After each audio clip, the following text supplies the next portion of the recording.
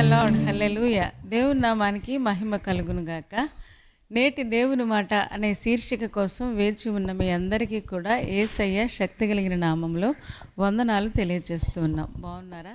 దేవుని మహాకృప, దేవుని మహాదయ వలన మనందరం క్షేమంగా, ఆరోగ్యంగా, ఆనందంగా ఉండడానికి దేవుడే మనకు సహాయం చేస్తూ ప్రతిరోజు ఒక నూతనమైన దినాన్ని చూడడానికి దేవుడు మనకు సహాయం చేస్తూ ఉన్నాడు. గొప్ప దేవుణ్ణి మనం కలిగి ఉన్నాం కదా. మరి ఈరోజు నేటి దేవుని మాట అనే శీర్షికలో దేవుడు మనకి ఇవ్వబోతున్న మాటను ఒక్కసారి మనం చూద్దాం. కొరింథీయులకు రాసిన మొదటి పత్రిక 15వ అధ్యాయము 57వ వచనాన్ని నేను చదువుతున్నాను. మీరు కూడా ఒక్కసారి చూడండి. అయినను మన ప్రభు అయిన యేసుక్రీస్తు మూలముగా మనకు జయము అనుగ్రహించుచున్న దేవునికి స్తోత్రము కలుగునుగాక అని పౌలు గారు కొరింథీ సంఘానికి ఉత్తరం రాస్తూ అక్కడ ఆ అధ్యాయం అంతా కూడా మరణం గురించి, లేకపోతే ఆ మరణం తర్వాత ఏం జరుగుద్ది, ఎవరు పరలోక రాజ్యానికి వెళతారు, ఈ విషయాలన్నీ చెబుతూ ఆయన లాస్ట్లో ఒక మాట చెప్తూ ఉన్నారు. అయినను మన ప్రభు అయిన యేసు క్రీస్తు ద్వారా మనకు జయము అనుగ్రహించుచున్న దేవునికి స్తోత్రము అని చెప్తున్నాడు. ఎందుకు అంటే ఆయన మనకి జయాన్ని అనుగ్రహించేవాడు. ఆయన మనల్ని ఓడించేవాడు కాదు, లేకపోతే ఓటమి పాలు చేసేవాడు కాదు. కానీ ఎవరైతే క్రీస్తును సొంత రక్షకుడిగా అంగీకరిస్తారో వాళ్ళ జీవితాల్లో దేవుడు విజయాన్ని దాచి ఉంచాడు. ఈ విషయం విశ్వాసులందరికీ అర్థమైతే చాలా బాగుండేది. ఎందుకంటే విశ్వాసులంటే దేవునికి చాలా ఇష్టం కదా. విశ్వాసులంటే విశ్వాసం కలిగిన వారు కదా. మరి ఈ విశ్వాసుల జీవితాలలో అది భూసంబంధమైనదైనా పరసంబంధమైనదైనా ఈ రోజున దేవుడు విజయాన్ని ఇస్తానని వాగ్దానం చేస్తూ ఉన్నాడు.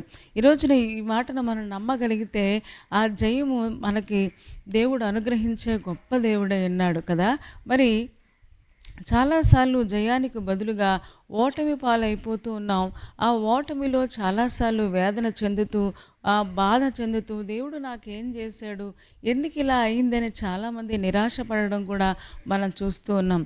అయినను మన ప్రభు అయిన యేసు క్రీస్తు ద్వారా మనకు జయము అనుగ్రహించుచున్న దేవునికి స్తోత్రము కలుగునుగాక అంటున్నాడు. అంటే ప్రతి విశ్వాసికి దేవుడు లోకము మీద, మరణము మీద, పాపము మీద జయాన్ని ఇచ్చిన గొప్ప దేవుడై ఉన్నాడు. ఈ రోజున చాలామంది ఈ పాపాన్ని నేను వదిలిపెట్టలేకపోతున్నాను, లేకపోతే ఈ శోధనుడిని ఎదిరించలేకపోతూ ఉన్నారు, ఈ కోపాన్ని నేను జయించలేకపోతూ ఉన్నాను అని బాధపడుతూ ఉన్నారా? యేసు ప్రభు దగ్గరకు వస్తే, ప్రభు సహాయం తీసుకుంటే తప్పకుండా లోకం మీద, పాపం మీద, మరణము మీద దేవుడు మనకి జయాన్ని అనుగ్రహిస్తాడు అని పౌలు భక్తుడు కొరింథీ సంఘానికి చెప్తూ ఉన్నట్లుగా ఈరోజు మనకి కూడా దేవుడు చెబుతూ ఉన్నాడు. అయినను ప్రభు అయిన యేసు క్రీస్తు ద్వారా దేవుడు మనకు జయాన్ని దాచిపెట్టి ఉంచాడు. రోమీయులకు రాసిన పత్రిక 8వ అధ్యాయంలో 37వ వచనాన్ని నేను చదువుతూ ఉన్నాను. మీరు కూడా ఒక్కసారి చూడండి. అయినను మనలను ప్రేమించిన వారి ద్వారా మనము వీటన్నిటిలో అత్యధికమైన విజయాన్ని పొందుచున్నాము అని రోమా సంఘానికి కూడా ఉత్తరం రాశాడు.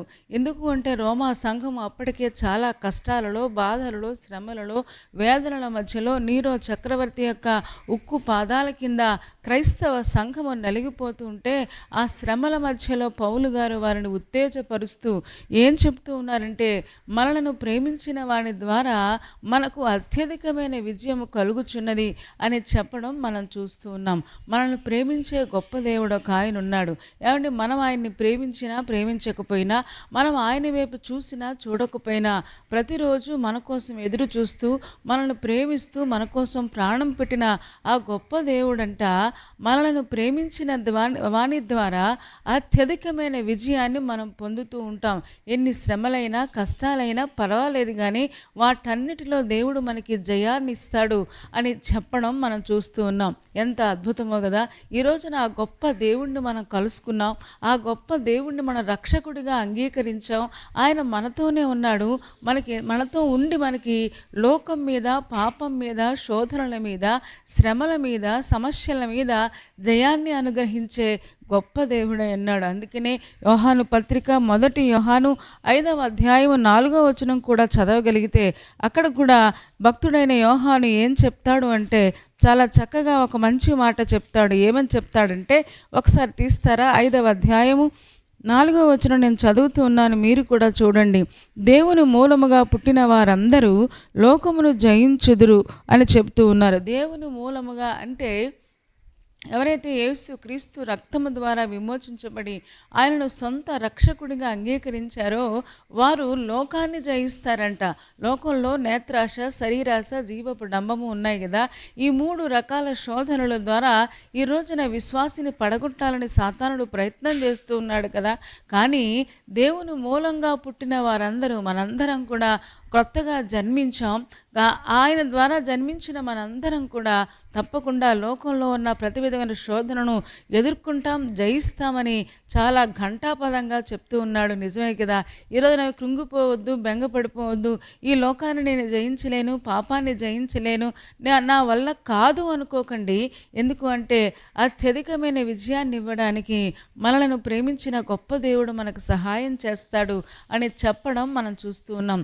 అయినను ప్రభువైన యేసు క్రీస్తు మూలముగా మనకు జయము అనుగ్రహించిన దేవునికి స్తోత్రము అని చెప్తున్నాడు. అయినా సరే చూడండి, ఒక్కసారి లూకా సువార్త 5వ అధ్యాయం మనం చూడగలిగితే అక్కడ 1 నుంచి 9 వచనాలు మనం చూడగలిగితే మనందరికీ తెలుసు, పేతురు తనతో పాటు ఉన్న వారందరూ కూడా ఆ చేపలు పట్టడానికి వెళ్ళారు. వాళ్ళు ఒకవేళ చేపలు పడుతూ వాళ్ళ వృత్తి అదై ఉంటుంది, ఆ చేపల వ్యాపారం అయి ఉంటుంది. అలాంటి పరిస్థితుల మధ్యలో వాళ్ళు దేవుణ్ణి ఎరగరు. అప్పటికి దేవుణ్ణి ఎరగని స్థితిలో వాళ్ళ చేపలు పట్టడానికి వెళ్తే వాళ్ళు చాలా ఎక్స్పర్ట్స్. అయినా సరే ఒక్క చేప కూడా పడలేదు. లూకా సువార్త 5వ అధ్యాయం నేను 1 నుంచి 3 వచనాలు చదువుతాను. ముందు ఒక్కసారి మీరు చూడండి. జనసమూహము దేవుని వాక్యము వినుచు ఆయన మీద పడుచుండగా ఆయన గెన్నేసరతు సరస్సు తీరమును నిలిచి ఆ సరస్సు తీరమున ఉన్న 2 దోణలను చూచెను. జాలరులు వాటిలో నుండి దిగి తమ వలలు కడుగుచుండిరి. ఆయన ఆ దోణలలో సీమోనిదైన ఒక దోణె ఎక్కి దరు నుండి కొంచెము త్రోయుమని అతనిని అడిగి కూర్చుండి దోణలో నుండి జనసమూహములకు బోధించుచుండెను అని మనం చదువుతున్నాం. చాలాసార్లు ఈ వాక్య భాగాన్ని మనం విన్నాం. ఏమంటే జనసమూహాల దేవుని వాక్యాన్ని వింటూ ఉన్నారంట. యేసు ప్రభు వెనకాల చాలామంది ఫాలో అవుతున్నారు. ఎందుకంటే ఆయన దయగలిగిన మాటలు, ఆయన ఆశ్చర్యకరమైన మాటలు, ఆయన చేసే అద్భుతాలు చూడడానికి ప్రజలందరూ కూడా ఆ వెనకాల వస్తూ ఉన్నారు. అలాంటి సమయంలో జనసమూహం దేవుని వాక్యం వింటూ ఉండగా ఆయన ఒక దృశ్యాన్ని చూశాడు. ఏం చూశాడంటే, సీమోను పేతురు ఆ వలలో నుంచి దిగి పడవలో నుంచి దిగి వలను కడిగేసుకుంటూ ఉన్నాడు. అంటే అర్థం ఏంటి అంటే ఆ వలలో ఒక్క చేప కూడా పడలేదు. ఇక వాళ్ళు ఇంటికి వెళ్ళిపోతారు. ఎందుకంటే చాలా నిరాశలో ఉన్నారు, చాలా బాధలో ఉన్నారు. కానీ ఆ సమయంలో యేసు ప్రభు అతన్ని చూచాడు అంటే నిజంగా మనం నమ్మిన దేవుడు ఎంత మంచి దేవుడో కదా. ఏమండి, ఆయన నిరాశలో, బాధలో, కష్టంలో ఏంటి నా జీవితం ఇలాగైపోయింది, నా జీవితంలో ఈ ఫెయిల్యూర్స్ ఏంటి, ఈ ఓటములేంటి అని బాధపడుతూ ఉన్న సమయంలో యేసు ప్రభు పేతురుని చూడడం మనం చూస్తూ ఉన్నాం. ఈరోజున ఎంతమంది నిరాశలో ఉన్నారో, నా అనారోగ్యం పోదా, నా కష్టాలు పోవా, నా సమస్యలు పోవా, ఎప్పుడు చూసినా నాకు ఓటమేనా అని చాలామంది నిరాశలో, నిస్పృహలో, వేదనలో చాలామంది బాధపడుతూ ఉంటే ఈ వాక్యం మీకోసమే దేవుడు చెప్తున్నాడు. అయినను ప్రభువైన యేసు క్రీస్తు మూలముగా మనకు జయము అనుగ్రహించిన దేవునికి స్తోత్రం కలుగునుగాక. హల్లెలూయా. అయినా సరే పరిస్థితులు ఎలా ఉన్నా సరే, ఒకవేళ డాక్టర్లు ఏం చెప్పినా సరే, జీవితంలో ఎన్నిసార్లు ఫెయిల్ అయిపోయినా సరే, తప్పకుండా యేసు క్రీస్తు దగ్గరికి గనక వస్తే దేవుడు క్షణంలో జయాన్ని మనకి అనుగ్రహించే గొప్ప దేవుడై ఉన్నాడు. సీమోనుదైన పేతురు యొక్క ఆ దోణి చూచాడంట. చూచి అతన్ని అడిగాడంట. అడిగి కూర్చున్నాడంట. యేసు ప్రభు ఎంత మర్యాదస్తుడో కదా. ఏమండి, ఆయన ఏదైనా ఇతరుల వస్తువు తీసుకునేటప్పుడు, ఇతరుల ఇంటి లోపలికి వెళ్ళేటప్పుడు ఎలాగైతే మనుషులు అడిగి తీసుకుంటారో, అడిగి లోపలికి వెళ్తారో, యేసు ప్రభు ఒక మంచి మాదిరి చూపిస్తున్నాడు. ఆయన ఎక్కేస్తే ఆయన పేతురు ఏమీ అనడు. ఎందుకంటే అప్పటికే జనసమూహాలు ఫాలో అవుతున్నారు. ఏమండి, జనసమూహాల దేవుని వాక్యం వింటున్నారు కానీ పేతురు అక్కడే ఉన్నాడు కానీ ఆ వాక్యం వైపు మనసు వెళ్ళటం లేదు. కానీ అందుకనే నిరాశలో ఉన్న పేతురును చూచి అతన్ని అడిగి కూర్చుండి బోధ చేస్తూ ఉన్నాడు. ఆ బోధ ఎప్పటికవుతుందో తెలియదు. మరి 2 గంటల 3 గంటల లేక రోజంతా చెప్తాడా? అప్పటికే ఈయన చాలా అలసిపోయి ఉన్నాడు. సీమోను పేతురు అతనితో ఉన్న బృందం అంతా అలసిపోయి ఉంటే, అలసిపోయిన పరిస్థితులలో యేసయ్యకు దోవెన ఇచ్చాడు. ఏమండి, అలసి ఉన్నా సరే దోవెన ఇచ్చాడు. అయినను అలా చేయబట్టే ఆ రోజున పేతురు గొప్ప విడుదల పొందుకున్నట్టుగా, అద్భుతాన్ని పొందుకున్నట్లుగా మనం చూస్తూ ఉన్నాం. చూడండి, 4వ వచనం 5వ వచనం చదువుతూ ఉన్నాను, మీరు కూడా ఒక్కసారి చూడండి.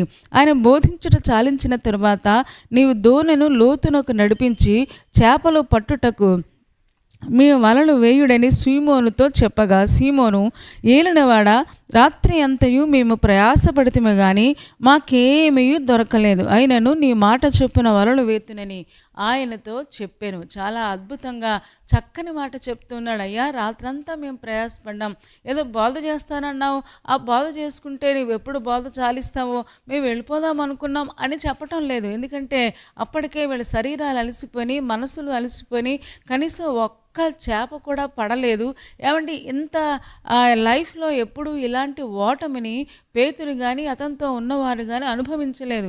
ఎందుకంటే వాళ్ళు చాలా ఎక్స్పర్ట్స్ అయి ఉన్నారని చరిత్ర చెబుతూ ఉంది కదా. మరి అలాంటి పరిస్థితుల మధ్యలో పేతురు యొక్క విధేయత చూడండి. అయినను రాత్రంతా మేము ప్రయాసపడ్డాం, ఏలినవాడా అని పిలుస్తూ ఉన్నాడు. అప్పటికే ఆ జనసమూహాలు ఆయన్ని గురువు బోధకుడు అని పిలుస్తూ ఉంటే వెంటనే అర్థమైపోయింది, ఈయనేదో చాలా అద్భుతమైన దేవుడిలా ఉన్నాడు. ఆయన ఏలినవాడా అంటే గురువుగారు అన్నట్టు పిలుస్తున్నారు, మమ్మల్ని ఏలే గొప్ప దేవా అన్నట్టుగా పిలిచి అంటున్నాడు. రాత్రంతా మేము ప్రయాసపడ్డాం, మాకు ఒక్కటి కూడా దొరకలేదు, అయినను నీ మాట చొప్పున మేము లోతుకు నడిపిస్తాయి. ఏమంటే సముద్రంలోంచి బయటకు వచ్చేసారు, మళ్ళీ వెళ్ళాలి అంటే మళ్ళీ వలలన్నీ మళ్ళీ అన్నీ రెడీ చేసుకోవాలి, ఆ దోణి రెడీ చేసుకోవాలి, మళ్ళీ అందరూ రెడీ అవ్వాలి, ఆ వలలు రెడీ చేసుకోవాలి. ఇప్పుడు ఈయన అంటున్నాడు, నీ చేపలు పడతాయా, లోతునకు నడిపించు అని చెబుతూ ఉంటే విసిగిపోలేదు. అప్పటికే విసిగిపోయి ఉన్నాడు పేతురు, చాలా నిరాశలో ఉన్నాడు. రేపొద్దున్న తెల్లవారే వెళ్ళి భార్యకి ఏం చెప్పాలి, పిల్లలకి ఏం చెప్పాలి, ఈ వ్యాపారం సాగితేనే డబ్బులు వస్తాయి, డబ్బులు వస్తేనే కుటుంబంలో అన్ని అవసరాలు తీరతాయి కదా. లేకపోతే ఆ రోజు ఎవరిదైనా పుట్టినరోజు చేయాలో లేకపోతే పెళ్లి రోజు చేయాలో ఓ కుటుంబ యజమానిగా ఎంత ఒత్తిడికి లోనవుతూ ఉన్నాడో మనకు తెలియదు, ఎంత బాధపడుతూ ఉన్నాడో మనకు తెలియదు. అలాంటి ఒత్తిడి మధ్యలో, అలాంటి విసిగిపోయిన పరిస్థితుల మధ్యలో, చాలా అలసిపోయిన మనసు అలసిపోయింది, శరీరం కూడా అలసిపోయింది, రాత్రంతా నిద్ర లేదు వాళ్ళకి. అలాంటి పరిస్థితి ఇంక ఇంటికి వెళ్ళిపోదాం అనుకుంటున్న సమయంలో ఈయనేంటి మళ్ళీ లోతుకు నడిపించమంటున్నాడు. ఆయన ఎప్పుడూ చూడలేదు కదా, ఆయనతో అసలు పరిచయమే లేదు కదా, కానీ మళ్ళీ వేయమంటున్నాడు, ఎందుకు వేయమంటున్నాడు అన్నట్టుగా విసిగిపోలేదు. కానీ పేతురు యొక్క ఆశ చూడండి, అయినను నీ మాట చొప్పున నేను వల వేస్తానని చెప్పాడు. ఎంత అద్భుతమైన విషయమో కదా. అయినను అంటే అలసిపోయినా సరే, విసిగిపోయినా సరే, బాధపడుతూ ఉన్నా సరే, ఓటమి పాలైనా సరే, ఒకళ్ళు ఎన్నిసార్లు అపజయాలు వచ్చినా సరే, ఎంత అనారోగ్యమైనా సరే, దేవా నేను నీ మాట వింటాను, నీ ఆజ్ఞ చొప్పున నేను చేస్తాను అన్నట్టుగా సంపూర్ణమైన విధేయత పేతురు చూపించినట్టుగా మనం చూస్తాం. అక్కడ ఏం జరిగిందో మనం చూద్దాం. 6వ వచనం 7వ వచనం చదువుతూ ఉన్నాను, మీరు కూడా చూడండి. వారు అలాగూ చేసి విస్తారమైన చేపలు పట్టిరి, అందుచేత వారి వలలు పిగిలిపోవచ్చుండగా వారు వేరొక దోణిలో ఉన్న తమ పాలివారు వచ్చి తమకు సహాయం చేయవలనని వారికి సంజ్ఞల చేసిరి. వారు వచ్చి 2 దోణులు మునుగునట్లు నింపిరి. 8వ వచనం 9వ వచనం కూడా, సీమోను పేతురు అది చూచి యేసు మోకాళ్ళ ఎదుట సాగిలపడి, ప్రభువా నన్ను విడిచిపొమ్ము, నేను పాపాత్ముడనని చెప్పాను. చూస్తూ ఉన్నాం. ఏమంటే వారు అలాగూ చేసి, ఎంత అద్భుతమైన విషయమే కదా. అలసిపోయినా సరే, బాధలో ఉన్నా సరే, కష్టంలో ఉన్నా సరే, దేవుని మాటకు విధేయత చూపించారు. ఈ రోజున ఎంతమంది జీవితంలో విసిగిపోయి ఉన్నారు, జీవితంలో అలసిపోయి ఉన్నారు, ఏమండి నిరాశలో ఉన్నారు, బెంగలో ఉన్నారు, భయంలో ఉన్నారు, ఎలాంటి పరిస్థితుల మధ్యలో మీరున్నా సరే దేవుని మాట చొప్పున మనం చేయగలిగితే, దేవునికి సంపూర్ణమైన విధేయత చూపించగలిగితే, అది వాక్యం చదవడం కావచ్చు, ప్రార్థన చేయడం కావచ్చు, మందిరానికి వెళ్ళడం కావచ్చు, అంత మాత్రమే కాదు వాక్య ప్రకారంగా నడుచుకోవడం కావచ్చు. ఈ రోజున ఎలాంటి పరిస్థితుల మధ్యలో ఉన్న దేవుని మాటకు విధేయత చూపిస్తే ఏమంటే ఒక దోణి కాదు 2 దోణులు మునుగునట్లుగా ఏమంటే చేపలు విస్తారంగా పడినాయి అంట. ఎప్పుడైతే అది చూశాడో సీమోను పేతురు అంటున్నాడు ఏమంటే, అయ్యా ప్రభువా నేను పాపాత్ముడిని, నన్ను విడిచి వెళ్ళిపోయా అంటే వెంటనే పేతురు తన పాపాన్ని గుర్తు చేసుకుంటూ ఉన్నాడు, తన యొక్క అవిధేయత గుర్తు చేసుకుంటున్నాడు. నేను పాపిని, ఈయనెవరో ప్రభువులాగా ఉన్నారు, ఈయనెవరో రాజులకు రాజులా ఉన్నారు, ఈయన మాటలో శక్తి ఉంది, ఈయన చూపులో అద్భుతం ఉంది అన్నట్టుగా ఏమండి వెంటనే తన పాపాన్ని ఒప్పుకుంటున్నట్టుగా మనం చూస్తూ ఉన్నాం. ఏమంటే అక్కడ యేసు ప్రభు ఏమీ మాట్లాడలేదు, నీ పాపాన్ని ఒప్పుకొని చెప్పలా, లేకపోతే నువ్వు పాపాత్ముడు అని చెప్పలా. కానీ ఎప్పుడైతే అంటే ఇంత పుణ్యాత్ముడు నా దోణిలో కూర్చున్నాడు, ఇంత పుణ్యాత్ముడు నా దోణిలో ఎక్కడానికి కానీ లేకపోతే ఆ మాట చొప్పున చేయడానికి కానీ నాకు యోగ్యత లేదు అన్నట్టుగా ఆవిడ ఆయనతో చెప్పడం మనం చూస్తూ, నేను పాపాత్ముడనయ్యా, నన్ను విడిచి వెళ్ళిపో అంటే ఆయన అంటున్నాడు, అయ్యా నిన్ను విడిచి వెళ్ళిపోవడానికి నేను రాలేదు, నేను పట్టుకుని వెళ్ళడానికి వచ్చాను, ఎందుకంటే రేపటి నుంచి నేను మనుషులను పట్టే జాలలుగా చేస్తాను అని. దేవుడు చేపలు పట్టలేనోడు మనుషులను పట్టగలడా? మీరు ఒకసారి ఆలోచించండి. చేపలు అంటే అవి నోరు లేని జీవులు, మనుషుల్ని పట్టడం, మనుషుల్ని ఆత్మలు సంపాదించడం అంత సామాన్యమైన విషయం ఏమీ కాదు. మనుషుల్ని పట్టుకోవడం, మనుషుల్ని ప్రభు దగ్గరికి తేవడం అంత సామాన్యమైన విషయం కాదు కదా. కానీ ఇక్కడ చూడండి, చేపలే పట్టలేనోడిని పట్టుకొని అంటున్నాడు, నువ్వు మనుష్యులను పట్టే జాలరులుగా నేను చేస్తాను అని దేవుడు వాగ్దానం చేస్తున్నాడు. ఎంత అద్భుతమైన విషయమో కదా. అయినను మన ప్రభు అయిన యేసు క్రీస్తు మూలముగా మనకు జయము అనుగ్రహించుచున్న దేవునికి స్తోత్రము కలుగునుగాక. ఈ రోజున మనలను ప్రేమించిన వాడి ద్వారా దేవుడు మనకి జయాన్ని సిద్ధం చేసి ఉంచాడు.